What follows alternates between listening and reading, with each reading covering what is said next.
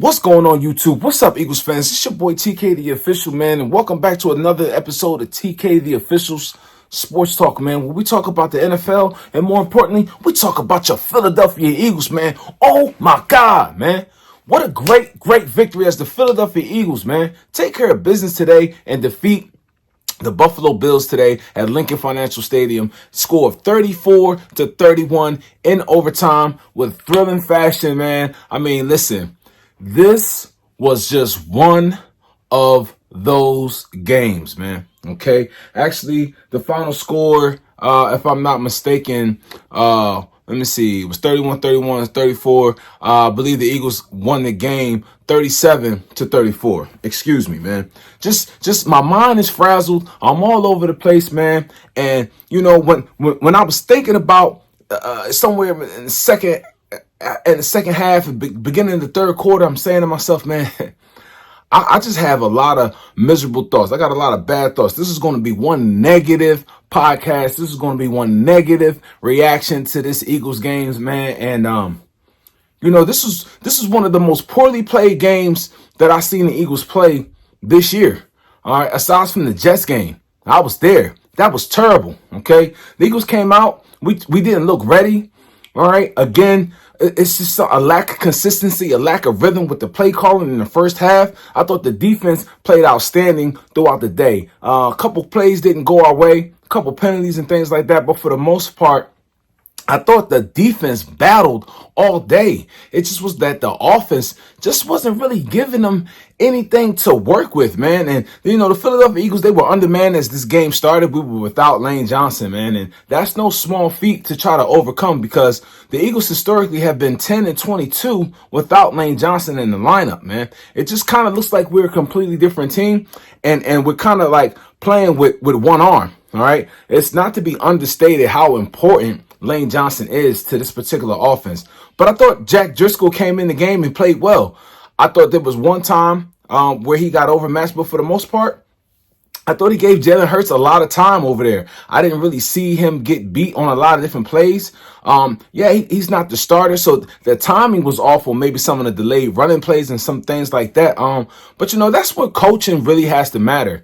And you know, I have a lot of qualms and things like that with Brian Johnson, but at the same time, you know, Nick Sirianni, you're the head coach. All right. And we love Nick and everything like that. And I'm not saying that Nick gets a pass. But sometimes, you know, we just put things on the OC or we put things on the DC. But you're the head coach. All right. So you talking strategy with your offensive coordinator. You talking strategy with your defensive coordinator. And ultimately, you decide what's best and you let them go ahead and run it from there.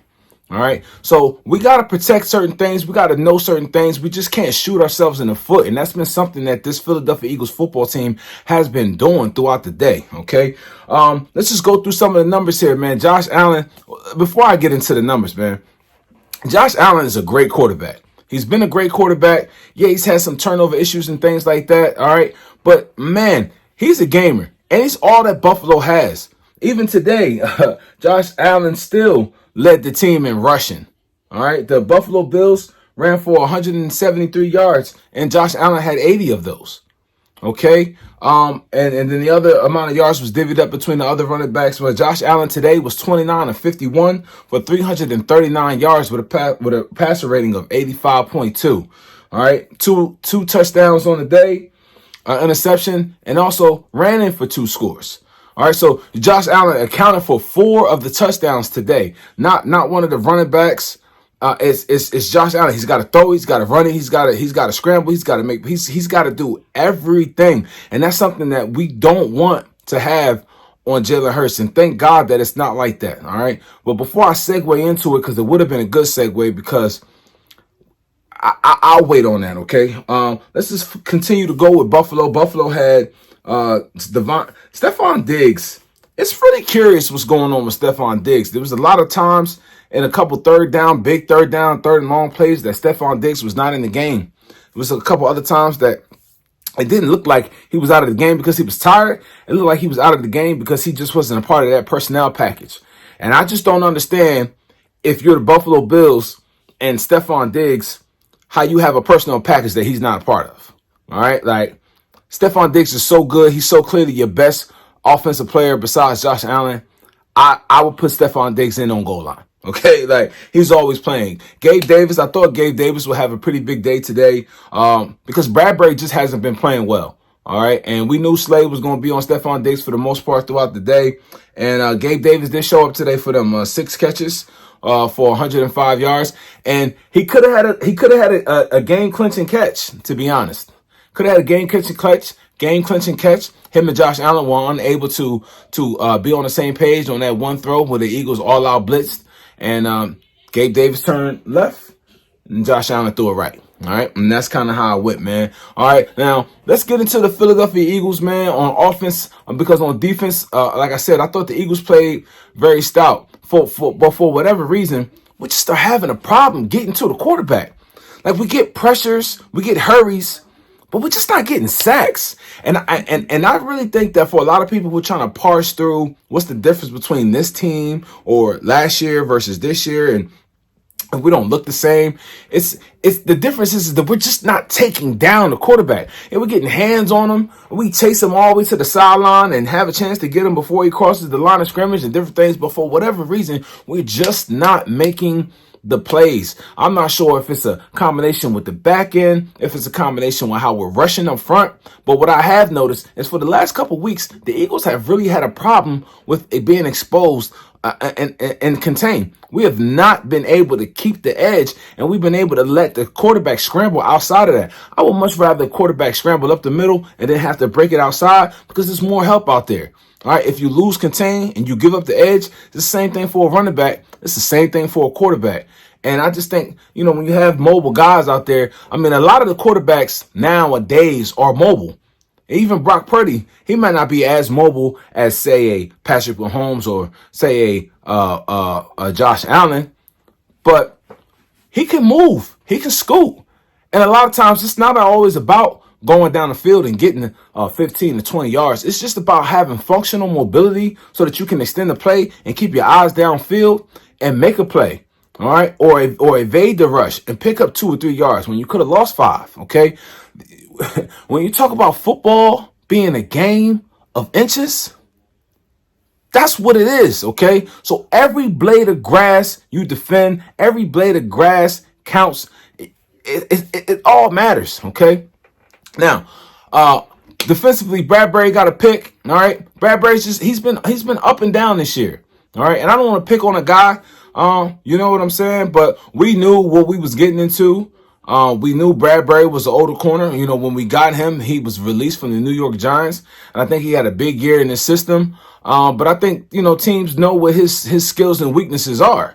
And we got to know what they are. But he did have a very nice pick. Okay, he's a good, savvy corner, and he understands how to play the zone concept. And I think we saw it today on his interception. All right, he had safety help over the top. Okay, and he knew that he can either carry with his receiver or he can play robber and look to see if anything was coming across, and he could drop off his coverage. Right, because he knew he had safety cloud cover over the top in that cover 2 zone. It looks like that they were in right there. All right. And he played it perfectly and came out with an interception. And that's the kind of things that he can do. All right. If we give him the opportunities to do that. And I think that Sean Desai is now really starting to understand that. And I think you're seeing the continuity with having Byard back there and also Reed Blankenship.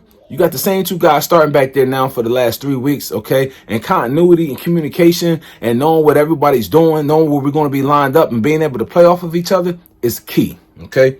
Now, offensively, I mean, it just seems like we're out of sync sometimes. All right, the first half, it was raining, it was cold, and I just don't think we play into that sometimes. We come out the first possession, the first drive, first 3 plays, pass. And I think as a young play caller, Brian Johnson has to understand that running the ball on 2nd and 10 isn't a bad thing. Because if you can get to a 3rd and 5, if you can get to a 3rd and 4, hell, if you can even get to a 3rd and 6, okay, that's better than being in a 3rd and 10. Okay, that's better than having a sack and now it's 3rd and 12. Or that's better than having to throw the ball and you running the screen to Julio Jones or whoever you are and it's being tipped and we're not getting any production off of that. Okay, we've got to understand that we are a running team. I understand that Brian Johnson was a quarterback at Utah, okay? But we are a running team. That is our bread and butter, and we got to lead with that, all right? And it makes no sense to me why damn near DeAndre Swift doesn't have a carry almost in the whole first half. I'm like, is he a healthy scratch? You know what I'm saying? Like this is one of our most vital weapons. And listen, like, you know, if they're having him on a pitch count, if they think that they want to keep him for the latter parts of the game, you know, like they work with the guy every day, right? You know, they know his injury history, you know, and I have great faith in the coaching staff and the trainers and everything that they have down there at the NovaCare complex. All right, I have to.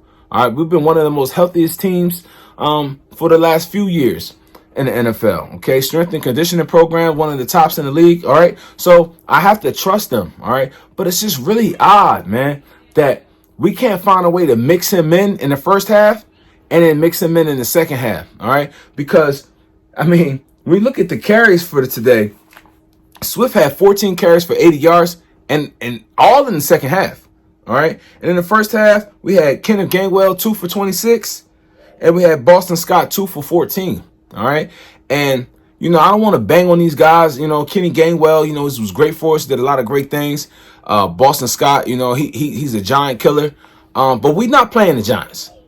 All right, we're playing the Buffalo Bills, all right? And we got to go out here and we got to win these football games, all right? And we got to have our best players on the field, point, period. All right, we weren't able to run any screens. We wasn't able to get any counter trades going. We wasn't able to get any movement on the stretch plays to the outside, to the left side. All right, and it made the game really, really tough. All right, now Buffalo is a great defense. Sean McDermott is a great defensive coordinator / head coach. Okay, all right, these guys were coming in. They were desperate. They got a new offensive coordinator, so they're playing with a lot of different juice.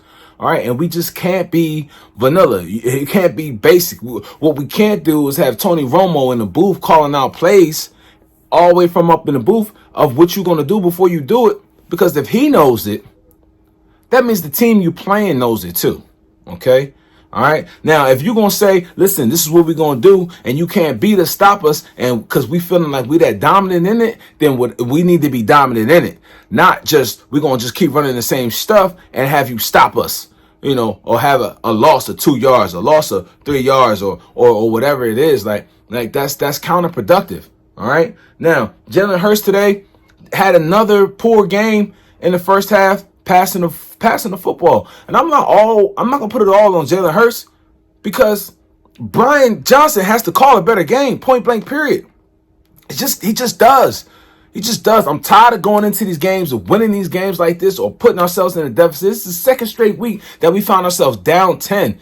All right. And the defense has been playing, I'm not going to say outstanding, but they've been playing really good. This has been a really good effort by our defensive line. I love the way our linebackers played. Okay. Ellis came in and stepped in and played a great game without having Cunningham for the second half. All right, yeah, he was out of position for the one play where Gabe Davis caught the touchdown, and he could have actually stepped into that throwing lane. Okay, but this guy just came in the game. All right, doesn't even know what's been going on in the entire game. I don't care what's going on in practice. When you got to get in there in the game and see how the flow of the game is going, see what people are doing, so that you can figure out what you need to do. Because what you do in practice ain't always going to be the same as what's actually happening in the game. All right. In the game, you got to make adjustments. Okay. But I thought he settled in. I thought he played very well. Okay. So shots go out to Ellis for playing the type of game that he played. I thought Anthony Morrow played a great game. Okay.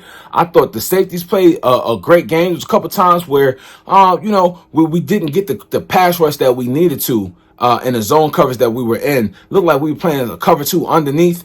All right, and just letting the wide receiver carry up the boundary line and then having Byard pick him up over the top. There's a couple times where I'm like, why is Byard on this receiver? And it's not that he was on the receiver. It's just that when he has that portion of the field, and unfortunately, because we were playing a cover 2 underneath, the corner underneath is sitting in the flats and allowing the receiver to carry, because we got the over top coverage from the safety. All right, but I thought that even though there were some big plays, there weren't any catastrophe. Everything was contained. I thought that they communicated well. I thought Sean Desai called a great game, mixing up his blitzes, mixing up his coverages. Okay, we just, for whatever reason, we just got to get home, okay? Sweaty J, I need you.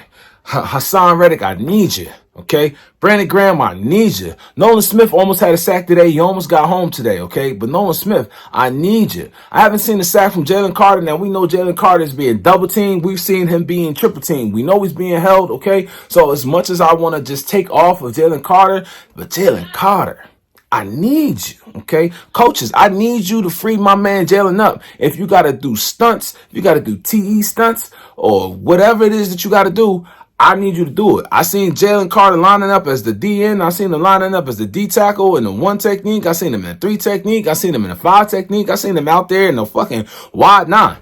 Okay, they are doing everything they can to try to get Jalen Carter as many opportunities as he can to rush the passer. Okay, but for whatever reason, all right, we just not getting it. Jordan Davis, listen, you are stopping the run point blank. Period. Okay, I would love to ask you for the pass rush, but man, listen, they ain't running up the middle when you right there. Period. I done seen you put some people 5 yards in the backfield. Time at the time. All right. So you keep doing you, big fella. All right. And a hustle play on the sideline. I love it, man. That's championship football. You know why he probably hustled to the sideline to swipe at Josh Allen the way he did? All right. Because that's what Brandon Graham did to get Dak Prescott to step out of bounds in the game that we played, which was a very crucial play. Had it not been for Brandon Graham's hustle there, we might not have seen Jordan Davis hustle the way he hustled today, okay? So that's a part where leadership is being contagious, okay? Where your style of play, all right, dictates how everybody else plays, okay? When you lead by example, all right? Now, talking about Jalen Hurts numbers today, okay? Listen, this game started out as one of the ugliest games that I've seen in a while, and it ended in one of the prettiest, one of the most beautiful, one of the most remarkable victories that we've had here in Philadelphia, okay? Jalen Hurts today, and his numbers, 18 to 31 for 200 yards, okay? Not nothing to write home about. However, he had 3 touchdowns today, all right? And the thing about Jalen, and we can't, and this is not an excuse, this is not something that we just say, man. I mean, you got to do it when it matters, right? Okay, there's points in the game. I'm not saying that that certain parts of the game don't matter, because they all matter, okay? But there's crunch time. There's times where they call it got to have it. GTHI. You got to have it, okay? And there were times in this game where we had to have it. I think Jalen Hurts threw 3 touchdowns on 4 straight passes. All right. It was just that type of situation. We was put in those type of positions and we was just able to get it done. OK. All right. So Jalen Hurts again, 18 to 31 for 200 yards, 3 touchdowns, 1 interception. All right. Off a tip ball. You know, another one of those quick screen passes that we've been trying to orchestrate, and it's just not been going in our favor. OK. But Jalen Hurts had a 96.2 quarterback rating. All right. So even though it doesn't look like he had a great game, he was still over 50%. I mean, you know, you just compare his number with Josh Allen's number. I mean, Josh Allen threw 51 times. So Jalen Hurts had 200 yards passing, and he threw the ball 20 less times. Josh Allen threw the ball 20 more times and had 139 more yards. All right. So we figured that they probably would have came out to having about the same numbers, even though the Jalen Hurts threw for 3 touchdowns. OK. And also ran for 1 touchdown. So both quarterbacks accounted for 4 touchdowns. This was a great game. We knew that it was going to be these 2 quarterbacks that were going to go out here. They were going to lift and carry their teams and hopefully try to get their teams to victory. All right. Jalen Hurts also rushing today was 14 attempts for 65 yards. All right. Some of those QB draws, I don't mind the QB draw plays. All right. Now, what I do want to know is who's calling those plays at that time. Is it just a feel, or is those the actual plays that's being called and that we're coming in with? Because some of them are just ill-timed. It's just not the right time. It's just not the right rhythm of the game to call those type of plays. And now coaches have their reason. Sometimes we're in field goal range. We want to stay in a positive, this, that, and the third, yada, yada, yada. Or, the running game's not working, whatever the case may be. But they were calling these quarterback draws, and they were really running them behind Jack Driscoll, and I don't understand why.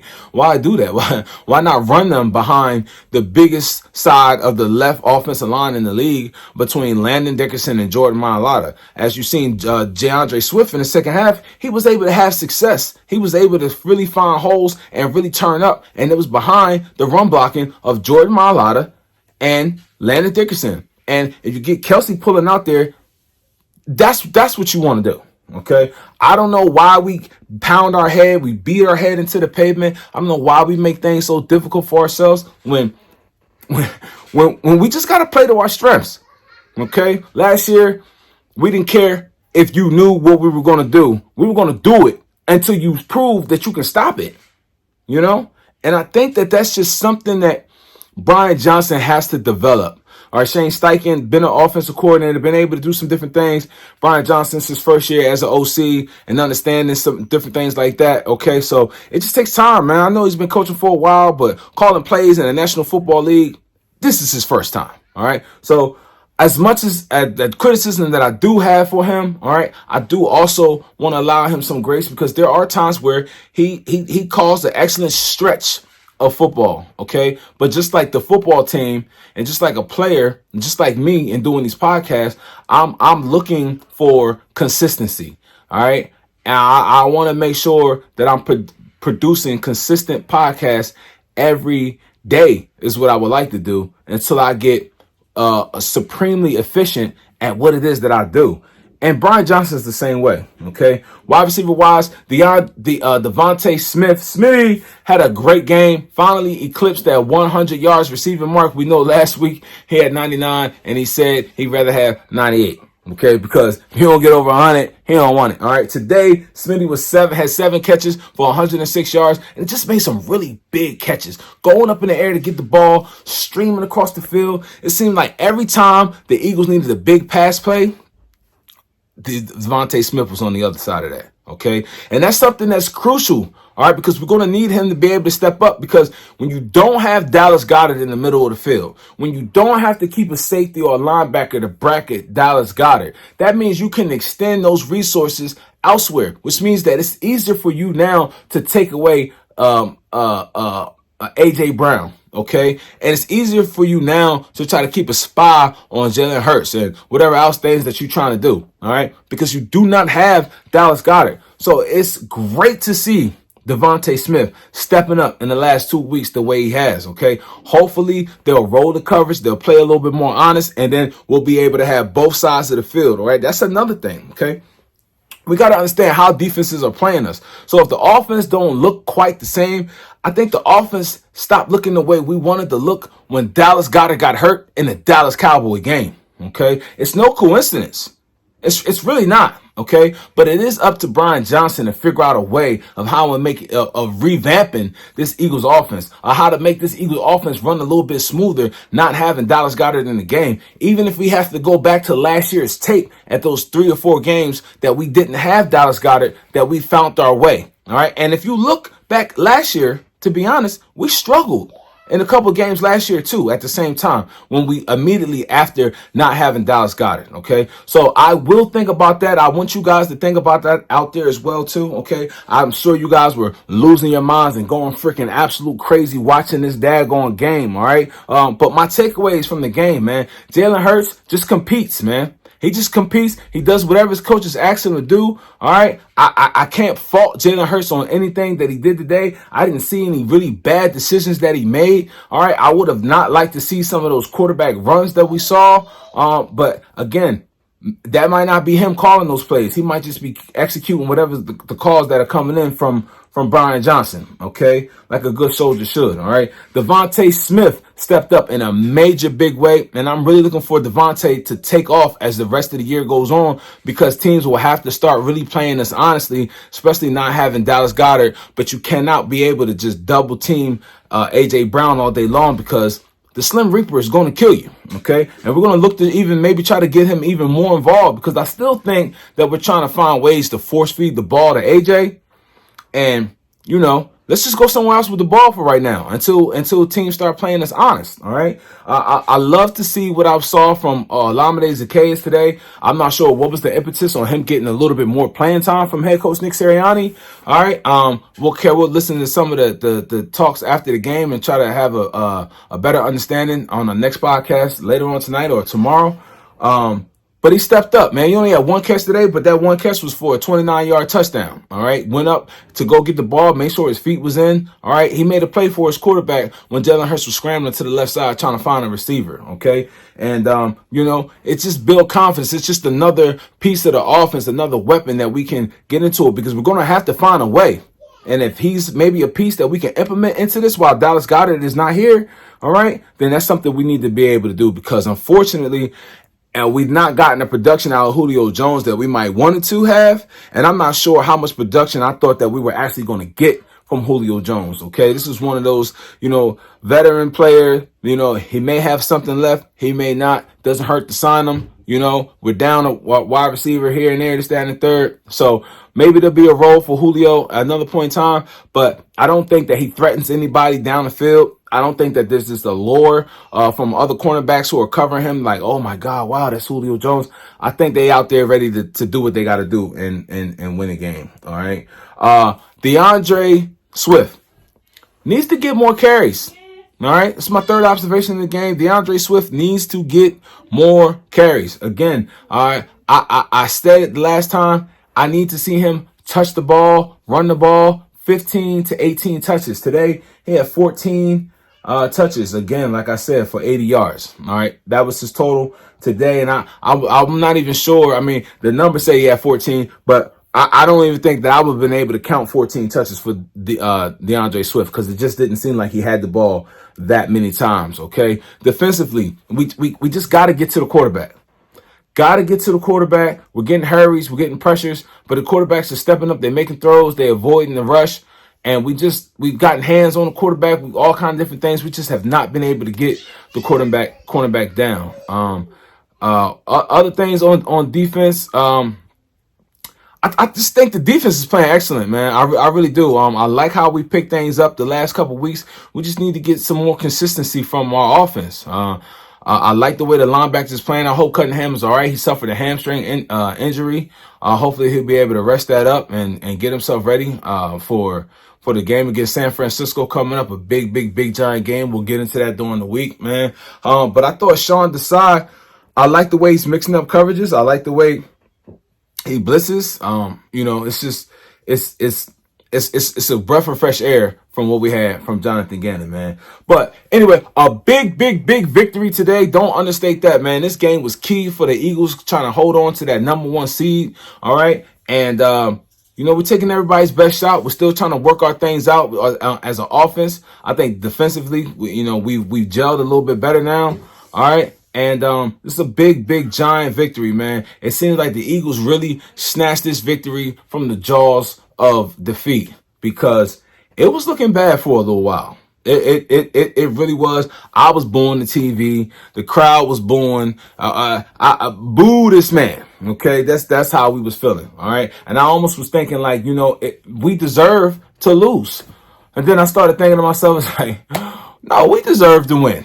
Okay, and the Philadelphia Eagles found the way to come out victorious as they have done 10 times this year out of 11 games. All right, this is your boy TK, the official. This has been TK Sports Talk. Your Philadelphia Eagles hold on to beat the Buffalo Bills 37-34. Okay, remain the top seed in the NFC, remain the best record in the NFL, and get ready to take on those San Francisco 49ers, man. This is your boy TK, the official. Have yourselves a great Eagles day, and I'm out.